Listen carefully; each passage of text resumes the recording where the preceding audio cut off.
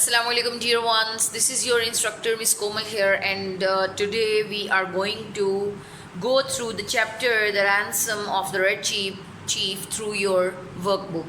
So we have done the chapter, we have done the readings, we have done the exercise, but the exercise that has been given in the workbook is being done today.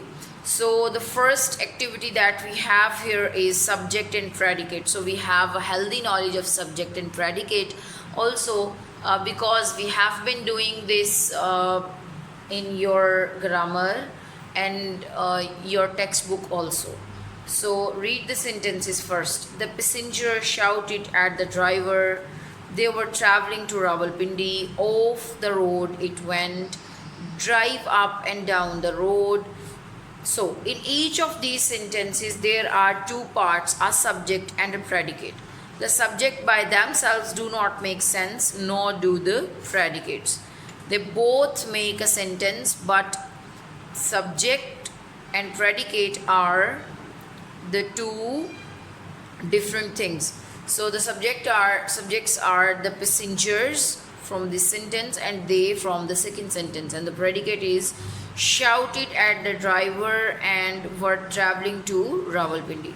So can you see which is the subject of the sentence in sentence number 3? So you can see here in the first two sentences the subject is at the beginning of the sentence, but in sentence number 3 it is tucked away in the middle. You can see here, it went. So it is the subject and went off the road is a predicate. And in the sentence number 4, there does not seem to be any subject, but there is. The subject is in the sentence is understood, so there is no need to actually write it. If you ask who is performing the action of the verb drive, the answer will be you. So drive up and down the road. Drive up and down the road is predicate and subject is you, that is understood in the sentence. So break the following sentences into subject and predicate. Write the sentences in the space provided below. So the first sentence is Monica shook her head. Monica is subject and shook her head is a predicate. My house is too small. My house is a subject and is too small is predicate. He nodded his head and left the cottage. He is the subject and nodded his head and left the cottage is predicate. So Eva gazed silently at the fire. Eva is subject and gazed silently at the fire is predicate. So the giggling stopped abruptly. So the giggling is subject and stopped abruptly is predicate. Where else are they to pray? So they is the subject and where else are to play is your predicate.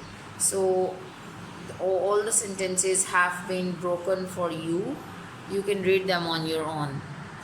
Okay, so dear students, this is the last slot of our class today.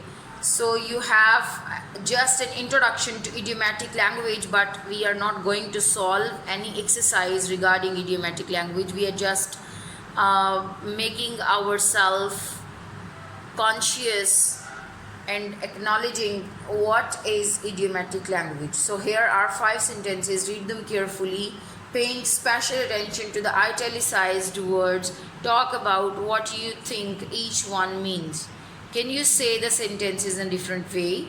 So the first sentence is he threw it aside, rose from his chair and made for the front door. So made for here is italicized, and you can say it in a different way also, like you can say and made for means to move towards a place.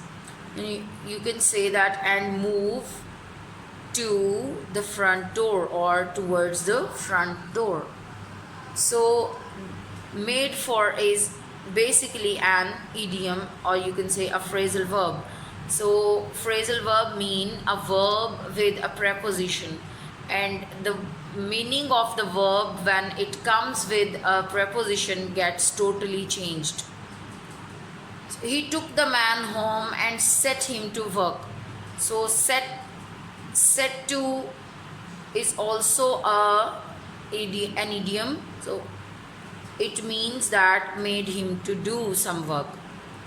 The next sentence is the shelves that ran round the kitchen were full of crockery.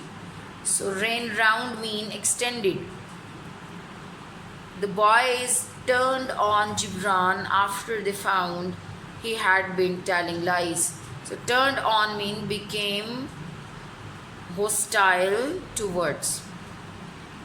The boys ran through the empty school buildings. Ran through mean went from end to end. So read the following explanation and make your own comments.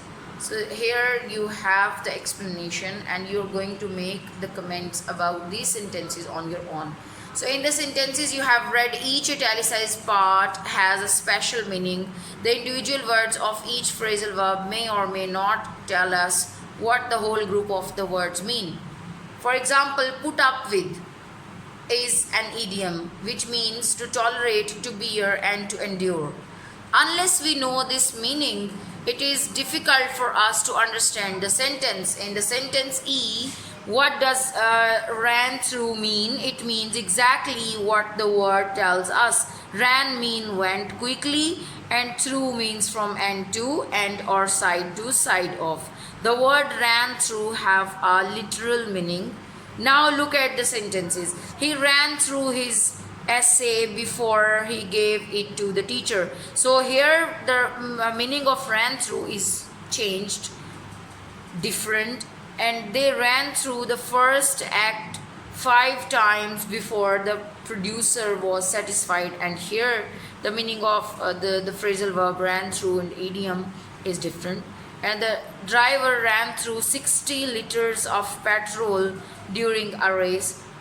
So ran through in the above sentences means read quickly or rehearsed or used up. So these are all idiomatic uses and phrasal verbs. So we will do the exercise of this activity tomorrow inshallah.